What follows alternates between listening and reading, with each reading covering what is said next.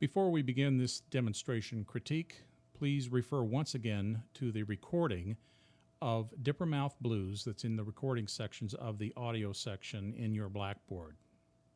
Please listen through the recording before you begin this demonstration. Referring once again to your critique sheet, the title of this tune is Dippermouth Blues. The performer is King Oliver and his Creole Jazz Band. This recording was made in around 1923 in Chicago, about 6 years after King Oliver had transferred his band from New Orleans to Chicago. The era of this tune is early jazz, in particular its New Orleans style, although it was very much influenced by the Chicago influence of early jazz. The instrumentation of this particular tune was a combo, and in particular we have the bass, and we also have keyboard, 2 trumpets, a trombone, clarinet. The melodic texture in this tune is primarily polyphonic, which means we will have several instruments playing melodies at the same time, although there is a homophonic section where the clarinet is playing a solo improvisation with the background of a stop time by the rest of the band. There is a very small monophonic section after the trumpet solo in which the drummer actually is the person who yells out, "Oh, play that thing," that happens in a measure after the trumpet solo. Harmonically, this is simple and also very few chords in the chord progression, as was common for most pop music. The form or structure of this tune is the 12-bar blues. Please note that there is an introduction to this tune. I believe it is 8 bars, but we'll count through it as we listen. Then the 12-bar blues sections begin. It is one 12-bar blues section after another. The meter of this tune is, again, 4, which was the common time for most meters. The tempo was relatively medium fast once again. The instrumental solos were by the clarinet and the trumpet. This is a shout tune because of the medium to medium fast tempo. This tune does have a bit of call and response, but not something that we could directly call a phrase alternation call and response.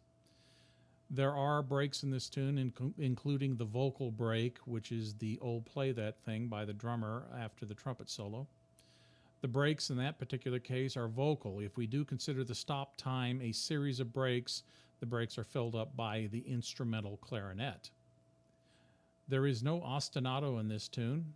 The rhythmic feel is a basic swing, although this isn't the swing era yet. They had developed a triplet-oriented swing with a lot of syncopation. There are no changes in either meter, tempo, form, or dynamics in this particular case. There is a stop time, a brief stop time for the clarinet solo, in which the band plays very short notes on various beats of the measure, but do not provide a steady rhythmic accompaniment. I will mention once again that there is a short, relatively short 4 or 8 bar introduction before the form of the tune begins, which again is 12-bar blues, single sections of 12 bars, one after another.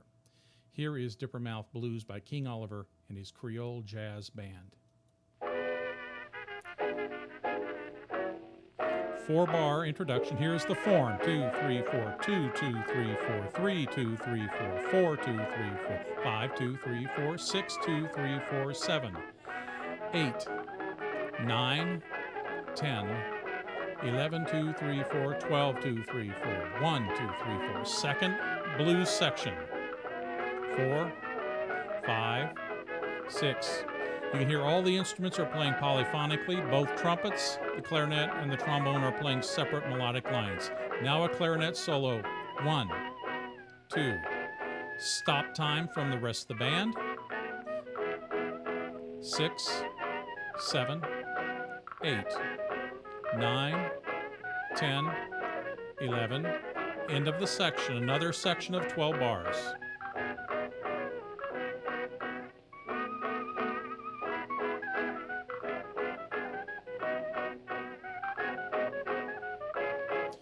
And now for the next section, we go back to the polyphonic collective improvisation.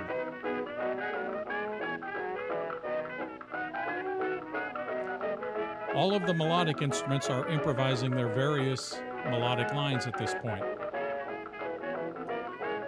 And now we go into another solo. This is King Oliver playing his trumpet solo with a mute or an object in front of the bell of his horn. You can hear, however, that this is not solo improvisation because the rest of the instruments are actually playing their polyphonic melodic parts much more softly behind him.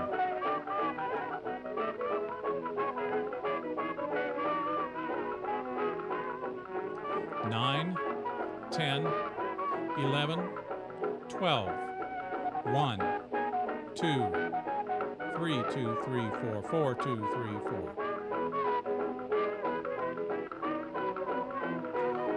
We're coming up to the short vocal break by the drummer.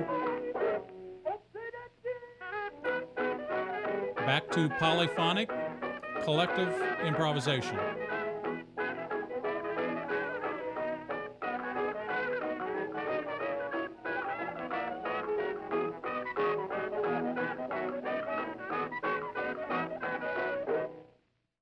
This recording of Dippermouth Blues is probably the most representative recording on the Smithsonian collection of the polyphonic collective improvisation that was so common in New Orleans jazz or in the entire early jazz movement. Typically, the bands in New Orleans prior to 1917, when there was the great migration north, particularly to Chicago, the bands in New Orleans played at slower tempos and used a great deal more polyphonic collective improvisation and much less of the solo improvisation that we heard from the clarinet in this particular piece. It was, of course, Louis Armstrong who was the guy who popularized solo improvisation, perhaps one of the very first musicians to play melodies that were interesting enough to the audiences that they could play by themselves rather than having to be accompanied by 2 or 3 other melodic instruments.